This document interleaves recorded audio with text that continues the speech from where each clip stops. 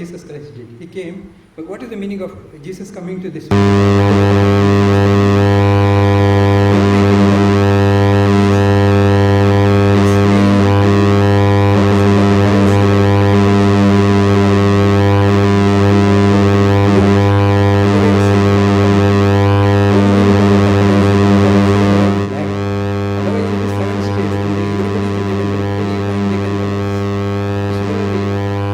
Kingdom of God is based on a currency, and that currency is a coin, and coin has got two faces. You may be knowing a coin cannot exist with one face. So one face is mercy, another face is judgment. The Old Testament people were looking only at the judgment. It was Jesus who came and flipped the coin to you, and so in future you don't have to look to the other side. You only look at the coin's mercy. Going around the earth, you are able to see only one face. Nobody has seen the other face of moon except the 3 astronauts who went there. This divine mercy is like that. Thank you.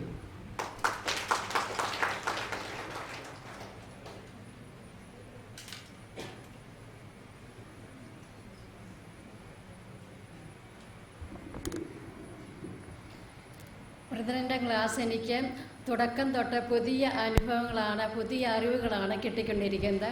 കൃപയുടെ class എടുത്തപ്പോഴും അതുപോലെ കരുണയുടെ class എടുത്തപ്പോഴും ഒത്തിരി നല്ല ബോധ്യങ്ങളും അറിവുകളും എനിക്ക് ഉൾക്കൊള്ളാൻ സാധിച്ചു.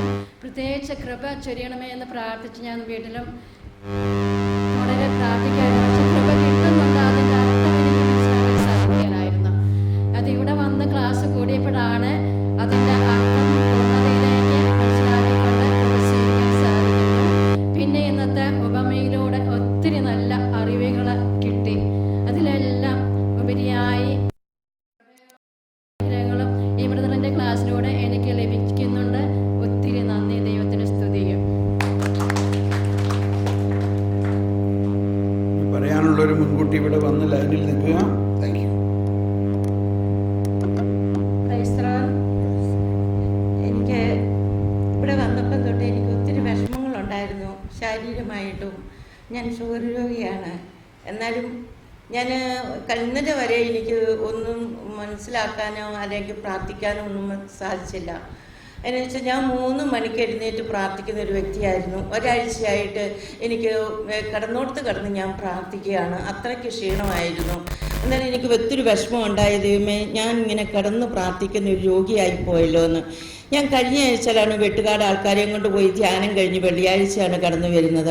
അന്നേരം ബ്രദറിൻ്റെ ധ്യാനത്തെ പറ്റി എൻ്റെ ഭർത്താവ് പറഞ്ഞു, നമുക്ക് പോയി ആ ധ്യാനം ഒന്നും കൂടാവടി എന്ന് പറഞ്ഞു. ആയിക്കോട്ടെ, നമുക്ക് പോകാമെന്ന് പറഞ്ഞു. ഞങ്ങളുടെ കൂടെ ഒരു മോനെയും കൂട്ടി ഞങ്ങൾ 3 പേര്, വേറെ ഒരാളെ ഞാൻ സപ്പോർട്ട് ചെയ്ത് ആ പുള്ളിക്കാരത്തെയും വന്നിട്ടുണ്ട്. പ്രൈസ്. എന്നിട്ട് അതുപോലെ തന്നെ ഞാൻ ഇന്നലെ രാത്രിയിൽ ബ്രദർ പറഞ്ഞു 4 മണിയാകുമ്പോൾ എഴുന്നേറ്റ് പ്രാർത്ഥിക്കുന്നവർ എഴുന്നേക്കാൻ ഓരോ മണിക്കൂറുകൾ പറഞ്ഞു. എങ്കിലും 3:45 ഞാൻ രാത്രിയിൽ എന്നെ ആരോ വന്ന് തട്ടി ഉണർത്തുന്ന കണക്ക് എനിക്ക് തോന്നി. ഞാൻ അവിടുന്ന് എഴുന്നേറ്റ് ഞാനിരുന്ന് പ്രാർത്ഥിച്ചു. 3:45 കഴിഞ്ഞു, 4:45 അന്നേരം ഒരു അമ്മച്ചി എൻ്റെ അടുത്ത് കിടന്നുകൊണ്ട് ചോദിച്ചു സമയം എന്തായെന്ന്. ഞാൻ പറഞ്ഞു ഇത്ര സമയമായെന്ന്. ഞാൻ ആ സമയത്ത് ഞാൻ പ്രാർത്ഥനയായിരുന്നു. 5 മണി കഴിയുന്നവരെ ഇരുന്ന് പ്രാർത്ഥിച്ചു. 5:30 ആയപ്പോൾ എഴുന്നേറ്റ് കുളിച്ച് ഫ്രഷായി ഞാൻ ഒരുങ്ങി പോന്നു. ഒത്തിരി അനുഗ്രഹങ്ങൾ ദൈവം എനിക്ക് ബോധ്യപ്പെടുത്തുകയും ഒത്തിരി അനുഗ്രഹങ്ങൾ എനിക്ക് കിട്ടുകയും ചെയ്തു. തമ്പുരാൻ എനിക്ക് ഞാൻ ഉദ്ദേശിച്ചതിൽ കൂടുതൽ അനുഗ്രഹം കിട്ടി. എൻ്റെ ശാരീരികമായിട്ട് എനിക്ക് നല്ല ആരോഗ്യതയായി. ഞാൻ തുള്ളിച്ചാടി. എൻ്റെ അടുത്തിരുന്ന ഒരു ചേച്ചി എന്നോട് പറഞ്ഞു ചാടിക്കളിക്കാൻ നേരം ശരീരത്തിൻ്റെ വേദനയൊക്കെ പോകുമെന്ന്. ഞാൻ ഏത് ധ്യാനത്തിന് പോയാലും ഞാൻ ചാടിക്കളിക്കുകയും ഞാൻ ഒത്തിരി പാട്ട് പാടുകയൊക്കെ ചെയ്യുന്നതാണ്. പക്ഷെങ്കിൽ ഇന്നലെ ഞാൻ ചാടിക്കളിച്ചു. ഞാൻ തന്നെ അറിയാതെ ഞാൻ അങ്ങ് പൊങ്ങിപ്പോയി. തമ്പുരാൻ്റെ ഒത്തിരി അനുഗ്രഹം എനിക്ക് വർഷിച്ചു. ഞാൻ വർഷങ്ങൾക്ക് മുമ്പ് ബ്രദറിൻ്റെ ധ്യാനം ഞാൻ കൂടിയതാണ്. അന്ന് അവിടെ ചെന്നിട്ട് ധ്യാനം കൂടാൻ ഞങ്ങൾക്ക് രണ്ടിനും നേരം കിട്ടിയില്ല. ഞങ്ങളെ ഒത്തിരി കാസറ്റുകളും ബുക്കുകളും ഒക്കെ വിൽപ്പനയാണ് ബ്രദർ ഏൽപ്പിച്ചത്. ഡിവൈൻ ഇംഗ്ലീഷ് സെക്ഷനിൽ ഞങ്ങളെപ്പോഴും ഓർക്കുകയും പ്രാർത്ഥിക്കുകയും ചെയ്യുന്നുണ്ട് ബ്രദറിൻ്റെ ഒരു ധ്യാനം കൂടാൻ. TV കാണുമ്പോൾ ഞാൻ ഓർക്കും കർത്താവേ എനിക്ക് ബ്രദറിൻ്റെ ഒരു ഒരു ധ്യാനം കൂടെ കൂടാൻ എനിക്ക് ഇനി അനുവദിക്കുവോ, അനുഗ്രഹം തരുവോ എന്ന്. കാര്യം പ്രാർത്ഥനയുടെ ശക്തിയായിരിക്കാം തമ്പുരാന് ഒത്തിരി ദൈവം എനിക്ക് ചൊരിഞ്ഞ ആ നാണയങ്ങൾ ഞങ്ങളൊന്നും കുഴിച്ചു മൂടിയിട്ടില്ല, എല്ലാം വർദ്ധിപ്പിച്ചെടുത്തുകൊണ്ട് ഒരുപാട് ആത്മാക്കളെ നേടുവാനും ഉള്ള കൃപ കിട്ടി. ഒത്തിരി ഞങ്ങളെ പ്രാർത്ഥിക്കുകയും ഞങ്ങളുടെ തലയ്ക്ക് കൈവച്ച് പ്രാർത്ഥിക്കുകയൊക്കെ അന്നും ചെയ്തു. ഇന്നും ഇനി ഞാൻ എൻ്റെ തലയ്ക്ക് കൈവച്ചു പ്രാർത്ഥിച്ചപ്പോൾ എനിക്ക് കിട്ടിയ അനുഭവം ഞാൻ ഷെയർ ചെയ്തു. ഞാൻ 2-3 കണ്ണ്, ആദ്യം ഒരു കണ്ണ് കണ്ടു, അത് കഴിഞ്ഞ് 2 കണ്ണ് കണ്ട് ഒരു സൂര്യപ്രകാശം കരുണയുടെ രൂപത്തിൽ നിന്ന് കിട്ടിയിരിക്കുന്ന ആ കതിരുകൾ എൻ്റെ ശരീരത്തിലേക്ക് സ്പർശിച്ചു. Praise the Lord. ദൈവത്തിന് നന്ദി.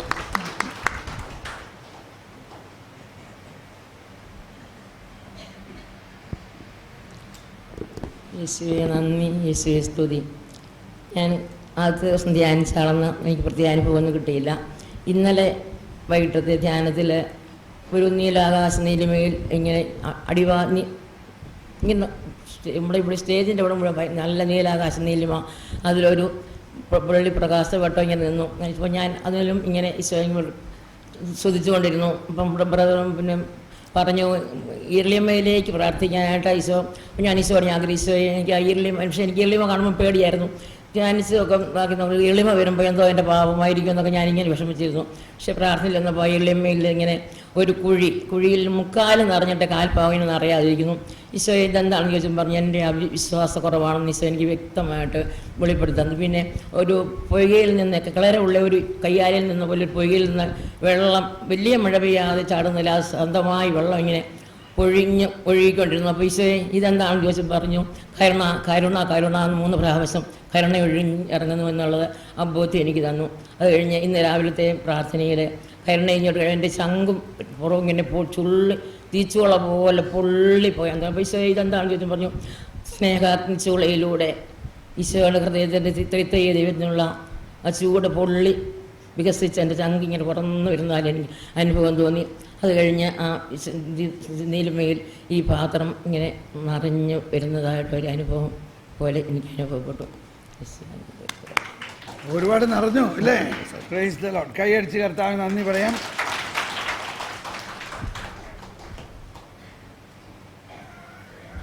Praise the Lord. ഞാൻ ആദ്യമായിട്ടാണ് ഒരു സാക്ഷ്യം പറയാൻ കയറുന്നത്. ഈ 3 ദിവസം ധ്യാനത്തിൽ വന്നത് പിന്നെ ഒത്തിരി അറിവുകൾ തോമസ് സാറിൻ്റെ ക്ലാസ്സിലൂടെ നമുക്ക് കിട്ടി. ജ്ഞാനത്തെപ്പറ്റിയും നീതിയെപ്പറ്റിയും കരുണയെപ്പറ്റിയൊക്കെ അദ്ദേഹം പറയുന്നത് കേൾക്കുമ്പോൾ ഇതെല്ലാം എവിടെ മറിഞ്ഞിരുന്നു എന്ന് ഇതുവരെ നമുക്ക് മനസ്സിലാകാത്ത ഒരു വാക്യങ്ങളാണ് നമുക്ക് കിട്ടിക്കൊണ്ടിരിക്കുന്നത്. അതെല്ലാം ഞാൻ എഴുതി വെച്ചിട്ടുണ്ട്. കാരണം ഇതുവരെ കിട്ടാത്ത ഒരു പുതിയ അനുഭവത്തിലൂടെ ഈ ധ്യാനത്തിലൂടെ തോമസ് സാറ് നമ്മളെല്ലാവരെയും നയിക്കുന്ന ആ വലിയ കൃപയ്ക്ക് ദൈവത്തോട് നന്ദി പറഞ്ഞ് സ്തുതിക്കുന്നു. Praise the Lord.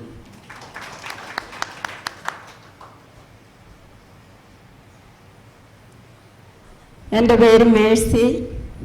പക്ഷേ അത്ഭുതം എന്ന് പറയട്ടെ, എനിക്ക് കരുണയെപ്പറ്റി വലിയ ബോധ്യം ഇതുവരെയും കിട്ടിയിട്ടില്ലെന്നുള്ളതാണ് സത്യം.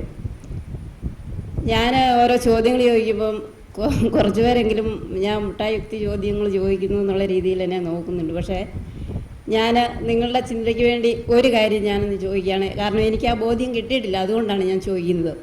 കുറേ നാളുകൾക്ക് മുമ്പ് തിരുവനന്തപുരത്ത് ഒരു സംഭവം നടന്നു.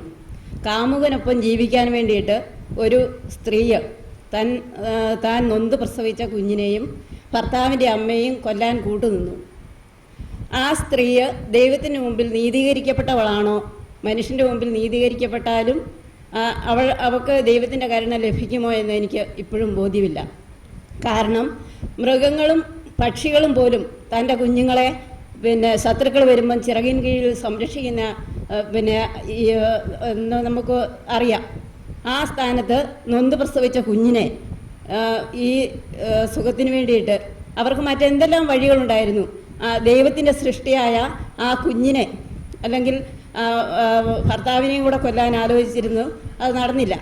ആ സ്ത്രീക്ക് ഈ കരുണ, ദൈവത്തിൻ്റെ കരുണ ലഭിക്കുമോ എന്ന് എനിക്കിപ്പോഴും ബോധ്യമായിട്ടില്ല. അതുകൊണ്ടാണ് ഞാൻ പറഞ്ഞത് അത്ഭുതകരമായിരിക്കുന്നു എനിക്ക് കരുണയെപ്പറ്റി ബോധ്യമായിട്ടില്ല എന്നുള്ളത്.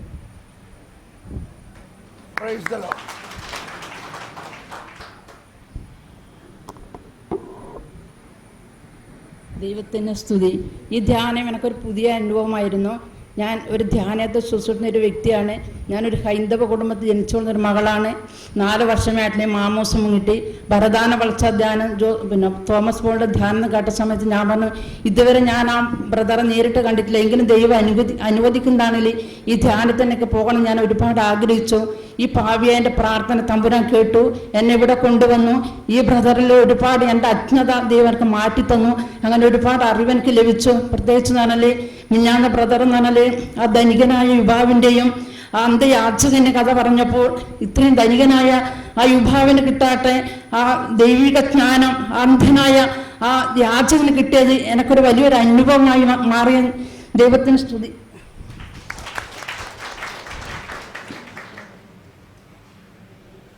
ഇനി ആരെങ്കിലും ഉണ്ടെങ്കിൽ വരാം. ആ സാരമില്ല, ഇവിടെ വന്ന് ചോദിച്ചോ. ആ എന്താ ഡൗട്ട്?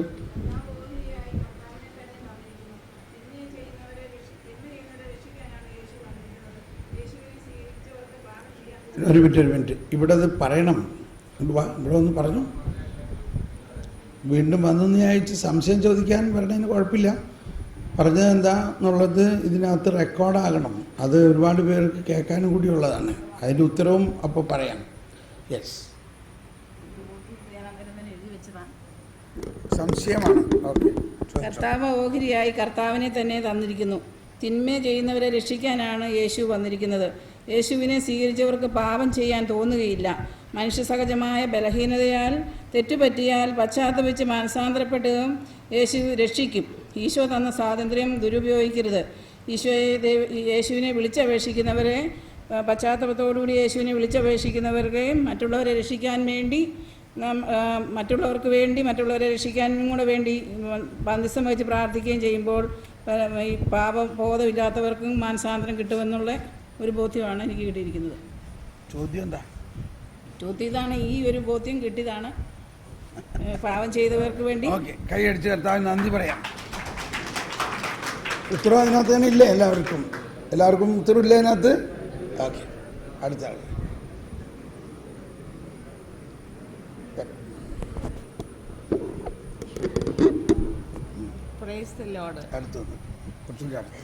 എല്ലാവരും പറയും, അച്ഛന്മാരും പറയും, സിസ്റ്റേഴ്സ് പറയും, അല്ലാതെ ആത്മാരെല്ലാവരും തന്നെ കൃപ കർത്താവ്. ഇതിൻ്റെ അർത്ഥം എന്താണ്? എനിക്കൊന്നും മനസ്സിലാകുന്നില്ല. എനിക്കൊന്നും മനസ്സിലാക്കി തരണം. അതുപോലെ നീതി എന്താണ് കർത്താവേ? പലതരം നീതികൾ ഈ ലോകത്തിൽ കാണുന്നുണ്ട്. എന്നാൽ യഥാർത്ഥ നീതി എന്താണ് കർത്താവേ? ഇതെനിക്കൊന്ന് മനസ്സിലാക്കി തരണം. അതുപോലെ തന്നെ കരുണ, അതെന്താണ് കർത്താവേ? കരുണയായിരിക്കണേ. ഇത് എന്താണ്? ഇതിൻ്റെയൊക്കെ ഉൾപ്പൊരുൾ എന്താണെന്ന് എനിക്ക് കാണാൻ ആഗ്രഹിക്കുന്നു. ഞാനിത് കേൾക്കാൻ ആഗ്രഹിക്കുന്നു. എനിക്കിതൊന്ന് അറിയണം. പക്ഷേ ഈ ബ്രദറിലൂടെ ഇത് എനിക്ക് അറിയുവാൻ സാധിച്ചതിന് ഒത്തിരി നന്ദി പറയുന്നു. അതുപോലെ തന്നെ പണ്ടൊരിക്കൽ ഞാൻ തോമസ് ബ്രദറിൻ്റെ പോട്ടയിലായിരുന്ന സമയത്ത് തോമസ് ബ്രദറിൻ്റെ ക്ലാസ് നവീകരണത്തിൽ വന്നവർക്ക് മാത്രമേ.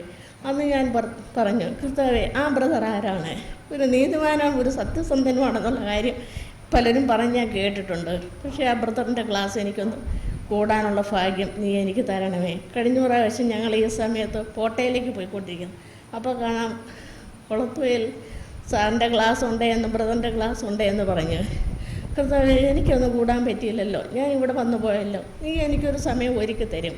സങ്കീർത്തനം 20:4 നിൻ്റെ ഹൃദയാഭിലാഷങ്ങൾ അവിടെ നിന്ന് സാധിച്ചു തരും. അതെനിക്ക് ഉറപ്പുണ്ട്.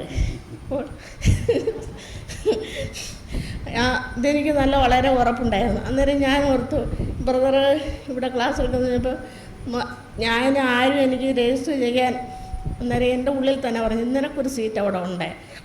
അത് കഴിഞ്ഞതിന് ശേഷം 3-4 പേര് പറഞ്ഞ്, പേര് ഇവിടെ രജിസ്റ്റർ ചെയ്തിട്ടുണ്ട്, വിഷമിക്കേണ്ട, ധൈര്യമായിട്ട് പോരാൻ. കാരണം എനിക്ക് ഒത്തിരി സന്തോഷം തോന്നുന്നുണ്ട് ബ്രദറിനെ ഒന്ന് നേരിട്ട് കാണാനും ബ്രദറിൻ്റെ ഈ ക്ലാസ് ഒന്ന് കേൾക്കാനും നീതിയെക്കുറിച്ചും ഇങ്ങനെയുള്ള കാര്യങ്ങൾ കൂടുതൽ മനസ്സിലാക്കാൻ ഞാൻ ആഗ്രഹിച്ച കാര്യം ഫലം ചൂടിയിരിക്കുന്നു.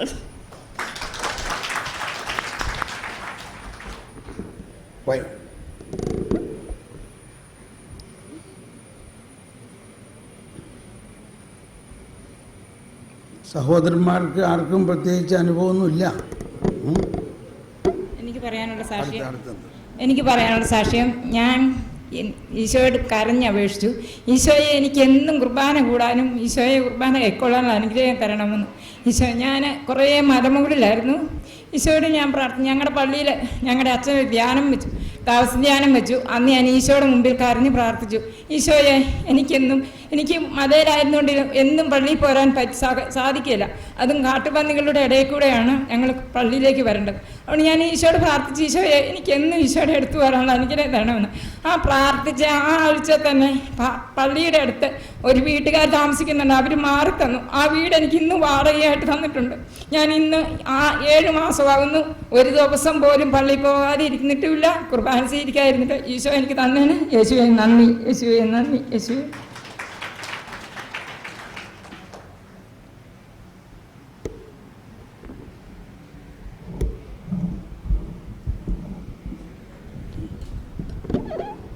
ദൈവത്തിൻ്റെ സ്തുതി.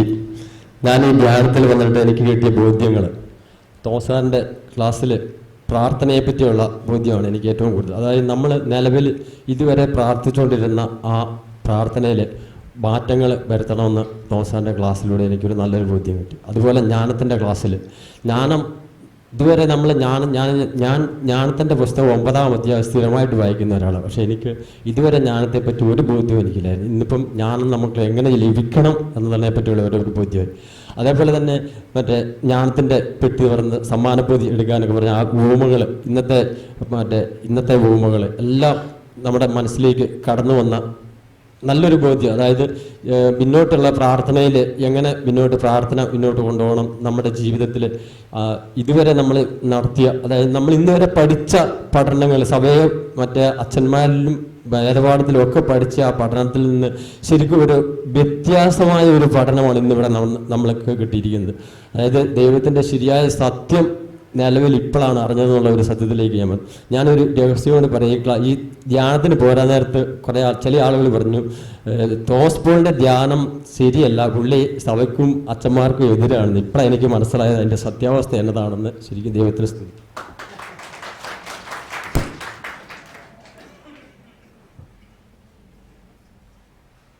ഇവിടെ നിൽക്കുമ്പോഴേക്കും കറണ്ട് വരും.